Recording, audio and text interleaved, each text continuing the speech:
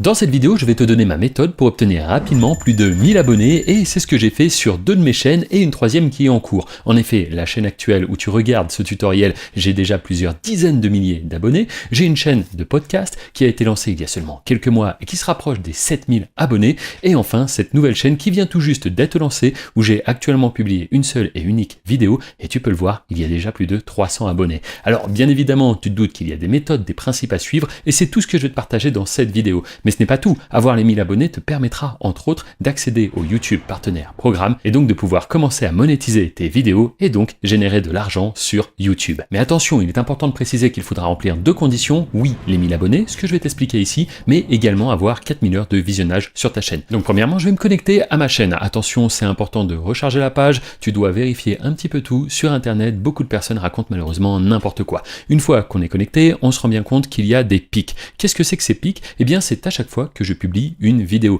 Et ça, tu vas le retrouver sur la dernière chaîne que j'ai lancée, qui est tout de suite à 300 et quelques abonnés. Eh bien, c'est exactement le même schéma et le même principe que je vais suivre. En effet, chaque semaine, je publie ici une vidéo. Et à chaque fois, on voit que ça fait un pic de vues, mais pas que, ça fait aussi un pic d'abonnés. Si tu regardes ici, j'ai pris 217 abonnés sur une seule vidéo. Ici, plus de 212 et ici, plus de 220. À chaque fois, je répète toujours le même principe, la même méthode. Regarde donc ici la chaîne que j'ai lancée il y a tout juste une semaine. En effet, avant, il n'y avait rien du tout. Et là, bam, première publication, déjà 194 abonnés. Et si on regarde aujourd'hui, elle est à 341. Si je clique sur voir en temps réel, on voit que cela ne fait qu'augmenter. Alors tu dois te demander, mais comment est-ce qu'il fait? Quels sont les principes qu'il suit? Et tout ça, c'est ce que je t'explique maintenant. Tout va devenir beaucoup plus clair lorsque je vais te montrer les statistiques de cette troisième chaîne YouTube. Ici, la chaîne, elle s'appelle Podcast YouTube Business. Et sur cette chaîne, je partage les résultats des membres de mon accompagnement. Ceux qui me suivent, qui appliquent mes méthodes à la lettre et qui viennent nous présenter leurs résultats. Ce qu'il faut comprendre avant tout, c'est que YouTube est un marché. D'un côté, on a des spectateurs qui souhaitent visionner un certain type de contenu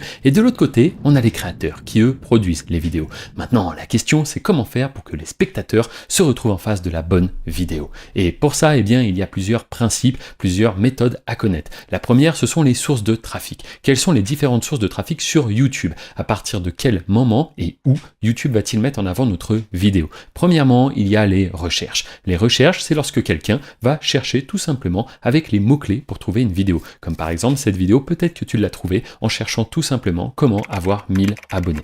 Les recherches, c'est très puissant. Mais ce n'est pas la meilleure source de trafic. Encore mieux que cela, il y a les fonctionnalités de navigation. Qu'est-ce que c'est? Eh bien, c'est tout simplement la homepage. Lorsque tu démarres l'application YouTube, eh bien, tu as des vidéos qui sont proposées. Si quelqu'un clique, la source de trafic, ce sera fonctionnalité de navigation. Et encore mieux que cela, il y a les suggestions, aussi appelées les recommandations. Alors là, c'est bien plus puissant, parce que tu vas te retrouver à droite de nombreuses vidéos qui sont dans le même sujet. Laisse-moi te donner un exemple simple. Ici, tu as tapé comment avoir 1000 abonnés. Super, tu m'as trouvé à travers les recherches. Maintenant, imagine que ma vidéo, au lieu d'être juste bien classée sur les recherches, elle se retrouve à côté de nombreuses autres vidéos. Eh bien, je vais avoir une portée beaucoup plus importante qu'avec les recherches ou les fonctionnalités de navigation. Et quand je te dis que ça peut aller relativement vite, en effet, regarde ici, tu as un autre exemple, une vidéo qui a elle seule, une seule vidéo, elle a fait les 4000 abonnés. Cette seule et unique vidéo m'aurait permis d'atteindre la monétisation, à savoir 4000 abonnés et 7000 heures de visionnage. Car oui, comme je l'ai dit, pour être monétisé, c'est 1000 abonnés et 4000 heures de visionnage. Ici, on a bien plus. Donc pour en arriver là, ce qu'il faut réussir à faire en quelque sorte, c'est séduire l'algorithme. Mais quand je dis séduire, c'est avant tout être cohérent. Imaginons que tu lances une chaîne YouTube sur par exemple les jeux vidéo. Parfait, il te faut un bon taux de clic sur tes miniatures, c'est avant tout la vitrine, c'est ça qui va donner envie aux spectateurs de cliquer et potentiellement de s'abonner. Enfin, il faut une bonne vidéo. Pareil, dans la vidéo, tu peux faire des call to action. Exemple, je vais en faire un juste ici. Si tu souhaites que je t'accompagne et que je t'aide à scaler, à grossir sur YouTube pour même réussir à générer tes premiers revenus et pourquoi pas même vivre de YouTube, regarde, je vais par exemple te montrer une autre chaîne juste ici qui, elle, ne se rapproche pas des 1000 abonnés, mais plutôt du million d'abonnés. En effet, si je clique sur voir en temps réel, on voit ici que cette chaîne ne fait que gagner des abonnés. Elle va très bientôt arriver au million d'abonnés. Et en parlant ans de millions d'abonnés, tu peux voir derrière moi les nombreuses récompenses YouTube. Oui, en effet, ça fait plus de 13 ans que je travaille sur cette plateforme. Donc crois-moi, je connais l'ensemble des problématiques que tu vas rencontrer en tant que débutant. Et si tu souhaites vraiment aller de l'avant et réussir à générer tes premiers revenus sur YouTube, parce que oui, sur YouTube, ce n'est plus un secret, mais tu le sais, on le sait tous, on peut faire de l'argent. Et d'ailleurs, je vais te montrer une fois de plus, en étant totalement transparent, cette chaîne qui approche le million d'abonnés, eh bien regarde les revenus qu'elle arrive à générer. Elle fait des journées parfois à 371 €, parfois même à 400, et alors là, la dernière journée du 26 octobre, 528 €.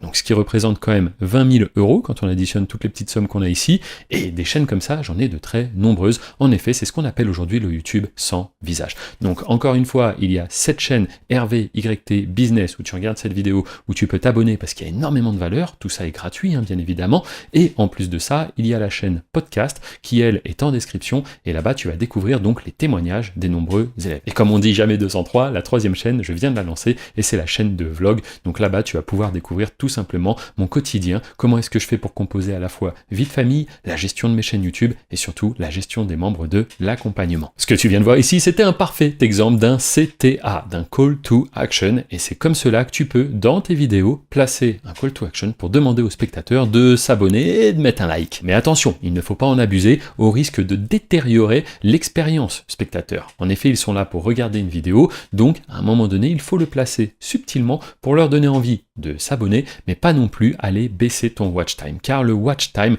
la durée de visionnage de tes vidéos, c'est le deuxième critère le plus important après le taux de clic sur les miniatures. YouTube n'a qu'un seul et unique but, mettre en avant les meilleures vidéos. C'est pour cela que ta miniature, elle va se retrouver en concurrence avec 100 autres miniatures. Et si tu as 10 personnes qui cliquent sur ta miniature, félicitations, tu auras un taux de clic de 10%. En principe, un bon taux de clic, c'est entre 4 et 10. Ça va dépendre véritablement de la thématique que tu choisis. Pour ce qui est du watch time, en principe, si tu as 30-40% de watch time sur ta vidéo, c'est très très bien, mais une fois de plus, ça ne veut pas dire grand chose, parce que forcément, plus ta vidéo va être longue, plus la durée de visionnage va baisser, c'est logique. Maintenant, ce que je t'expliquais un petit peu avant, c'est qu'il faut être cohérent. C'est très important d'être cohérent. Et donc, si tu démarres une chaîne, par exemple, sur le gaming, ne te mets surtout pas à nous parler à un moment donné de cuisine. Pourquoi ? Parce que l'algorithme va être complètement perdu et il ne saura plus à qui recommander tes vidéos. Ce que je dis là, ça peut être tout simplement du bon sens, mais je vois trop de personnes qui débutent, qui malheureusement ne connaissent pas les bons principes à suivre et font un petit peu n'importe quoi. Et c'est dommage, parce que l'algorithme, quand il comprend ce que l'on fait, eh bien, de plus en plus, il nous fait confiance. De plus en plus, on le séduit. Et de plus en plus, il recommande nos vidéos à une large audience de spectateurs. Et ce que je te dis là, ça porte un nom, ça s'appelle les lookalikes. En réalité, le but de YouTube, c'est tout simplement de trouver des spectateurs qui vont apprécier ton contenu. Donc quand il en a identifié un, il va chercher à en identifier d'autres, c'est-à-dire des audiences similaires. Encore une fois, si tu parles de jeux vidéo, continue à vraiment toujours parler du même sujet, à le traiter de la même manière. Comme cela, l'algorithme comprend parfaitement ce dont tu nous parles, ce dont tu lui parles, et les spectateurs vont pouvoir être scrupuleusement sélectionnés par l'algorithme. Aussi, il faut bien être conscient de quelque chose. À chaque fois que tu vas créer une chaîne et mettre en ligne une vidéo, ça va pas forcément décoller directement. Parfois, ça peut prendre un petit peu de temps. Laisse-moi te donner un bon exemple. Si une vidéo traite de l'actualité, elle sera normalement plus rapidement repérée par l'algorithme et mise en avant.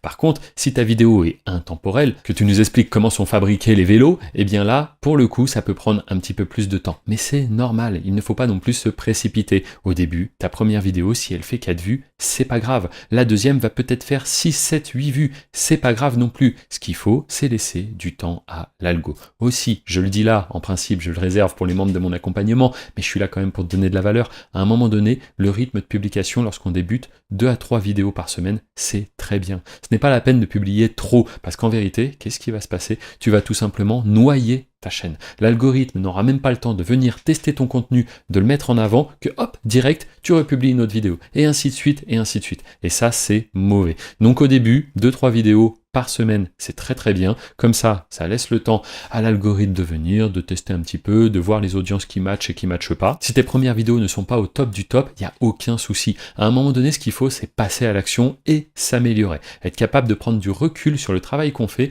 et aussi d'inspecter un petit peu ce que font les concurrents. Car oui, comme je l'ai dit, YouTube va tout simplement mettre ta vidéo, comparer ça avec les autres et voir qui a les meilleurs résultats. Maintenant que je t'ai expliqué tout ça, tu dois te dire c'est super, j'ai compris pas mal de choses, mais concrètement, comment est-ce que je fais pour être mis en avant dans les recherches, dans les suggestions, dans les fonctionnalités de navigation, c'est quoi la méthode Hervé? Et tout ça, c'est le travail du SEO. C'est ce qu'on appelle aussi le référencement. N'oublie pas que YouTube est le site de vidéo le plus visité au monde. Il a un trafic juste phénoménal. Si tu arrives à être mis en avant, tu pourras toi aussi générer vraiment beaucoup de vues. Et ça, encore une fois, c'est le cœur de mon accompagnement. Le but, c'est d'aller chercher du résultat. Ça fait plus de 13 années. Moi, j'ai commencé en 2012. Regarde ce petit gars avec son t-shirt YouTube. C'est moi lorsque j'ai lancé ma première chaîne. Et c'était loin d'être parfait. Les gens se moquaient de moi. Et c'est pour ça que je suis passé sur des chaînes sans visage, où je n'avais plus besoin de me montrer. Et là, véritablement, j'ai compris la force de YouTube et surtout du SEO. Le SEO, c'est le référencement. En fait, c'est la manière de dire à YouTube, ma vidéo, elle parle de tel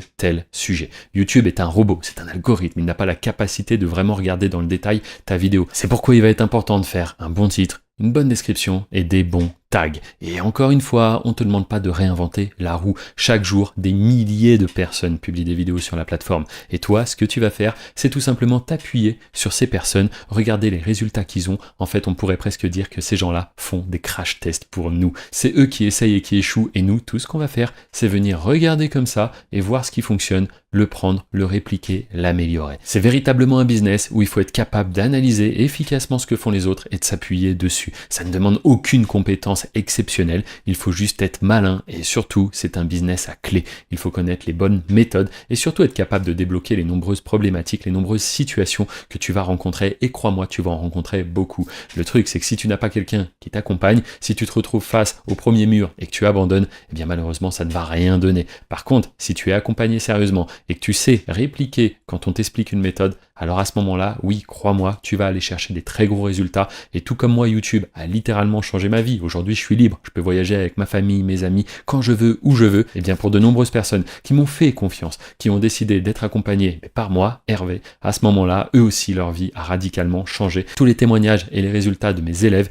ils sont dans la description, donc n'hésite pas à y faire un tour. Enfin, puisque tu es resté jusqu'à ce moment de la vidéo, je vais te partager une astuce que beaucoup de personnes ignorent. Encore une fois, sur YouTube, ce qu'il faut, c'est être capable de trouver ce qui fonctionne. Beaucoup de personnes, lorsqu'elles se lancent, me disent « je ne sais pas quoi faire, je suis motivé, je veux faire de l'argent, j'ai compris qu'on pouvait faire de l'argent sur YouTube, mais je ne sais pas quoi faire ». Ou alors ils se mettent à se creuser la tête pour trouver l'idée du siècle, l'idée révolutionnaire que personne n'a eue. Spoiler, ça ne marche pas du tout comme ça. En vérité, sur YouTube, une fois de plus, il faut regarder ce que font les autres, il faut regarder les résultats qu'il y a et s'appuyer dessus. C'est comme si demain tu devais inventer un nouveau téléphone. Est-ce que tu partirais sur un téléphone avec des touches, comme c'était la mode il y a 30 ans, ou est-ce que tu partirais sur une glace tactile avec très peu de boutons? Eh bien voilà, il faut partir directement dans la direction de ce que veut le marché. On ne te demande pas d'inventer quelque chose qui ne plaît à personne. Au contraire, il faut que tu sois capable de repérer les bonnes opportunités, ce qui fonctionne. Et tout ça, c'est justement le cœur de mon accompagnement YT Business, YouTube Business. Je t'invite une fois de plus à être curieux. N'hésite pas à t'abonner, à mettre un like. Je te remercie d'avoir regardé cette vidéo et je te dis à très bientôt.